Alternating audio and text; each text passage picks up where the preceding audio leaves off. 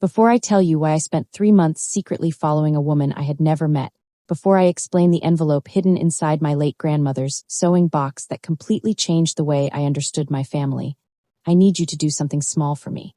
If you've ever discovered something about the people you love that made you question everything you thought you knew, if you've ever wondered how many secrets can survive across generations, subscribe to this channel. Because some stories aren't about romance, some stories are about identity, and sometimes the truth you spend your whole life searching for is hiding inside someone else's silence. My name is Evelyn.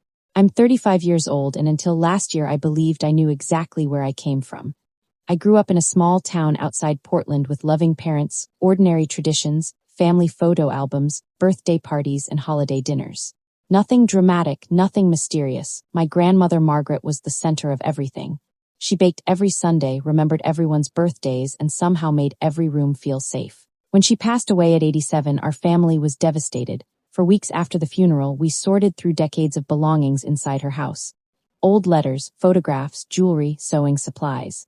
Boxes nobody had opened in years. One afternoon, I volunteered to organize the attic alone. The space smelled like dust and old wood. Sunlight spilled through a tiny window, illuminating stacks of forgotten memories. I spent hours opening boxes until I found a small metal sewing tin hidden beneath a pile of blankets. At first it seemed ordinary, needles, buttons, thread, then I noticed a false bottom. My heart immediately sped up.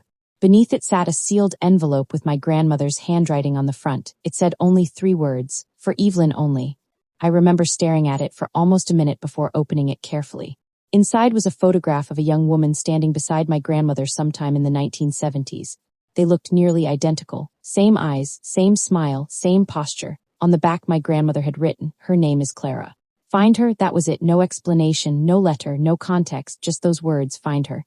The next several days became an obsession. I searched family records, photo albums, social media, ancestry websites, anything that might explain who Clara was.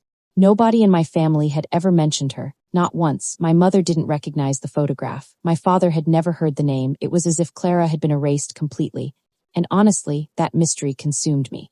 3 weeks later, I finally found something. A decades-old public record listing my grandmother Margaret and another woman named Clara Thompson at the same address in 1974. Sisters. My grandmother had a sister. A sister nobody knew existed. The discovery made no sense. Families don't accidentally forget entire siblings. Someone had hidden this intentionally. I considered letting it go, but every night I found myself staring at the photograph. Wondering, why did my grandmother wait until after her death to tell me? Why me? Why now? Eventually curiosity won. I hired a genealogy researcher and spent months following clues. Old addresses, marriage records, newspaper archives, tiny fragments of a life someone had deliberately buried. Finally, we found Clara, alive, 84 years old, living in Arizona. I remember sitting in my car outside her retirement community feeling physically sick from anxiety. What if she didn't want to see me? What if opening old wounds only caused pain? What if my grandmother wanted me to find her, but Clara wanted to stay lost? After sitting there for almost 20 minutes, I finally walked inside. Clara was sitting near a large window reading a book when I introduced myself. The moment she heard my grandmother's name, the color drained from her face. She looked at me for a long time without speaking, then tears slowly filled her eyes. "You have Margaret's smile," she whispered, and suddenly I knew whatever happened between them had never stopped hurting. We talked for hours that afternoon. What she told me completely changed my understanding of my family. In 1975, Clara became pregnant while unmarried. At the time, their community was deeply judgmental. Their parents feared scandal more than compassion. Clara was pressured to leave town quietly before anyone discovered the pregnancy. She gave birth to a daughter and was forced to place the baby for adoption. Then she disappeared from family history entirely.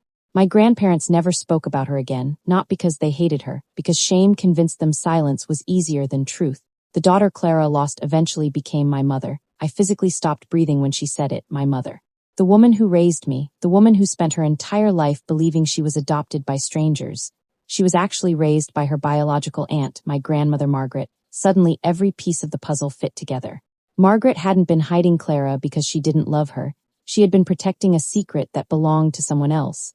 But before she died, she wanted the truth to survive. I cried harder that day than I had at my grandmother's funeral, because grief is strange. Sometimes you lose someone twice, once when they die, and again when you finally understand who they really were. Over the next 6 months, something extraordinary happened. Clara met my mother. My mother met the woman she thought she would never know. two sisters reunited after nearly 50 years apart.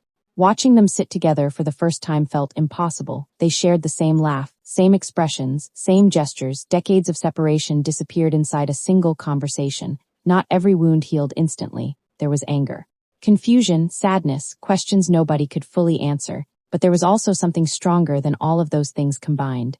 Grace, the willingness to move forward despite what had been lost. Last Christmas, our family gathered together for the first time. Clara sat beside my mother while old photographs covered the dining room table. At one point, I looked around the room and realized something beautiful. Secrets survive through silence. Healing survives through truth. My grandmother understood that before any of us did. That's why she left the photograph. That's why she trusted me, because some stories don't belong buried forever. And if there's one thing this experience taught me, it's that families are rarely as simple as they appear. Every family has hidden chapters, forgotten people, untold sacrifices, quiet heartbreaks. The difference is whether those stories stay hidden or finally find their way home. So if you're listening right now and there's someone in your life you've been afraid to call, afraid to forgive, afraid to ask questions you've avoided for years, maybe don't wait. Because time has a way of turning conversations into regrets. And if this story stayed with you even for a moment, subscribe. Because the stories that change us most are often the ones we never expected to hear.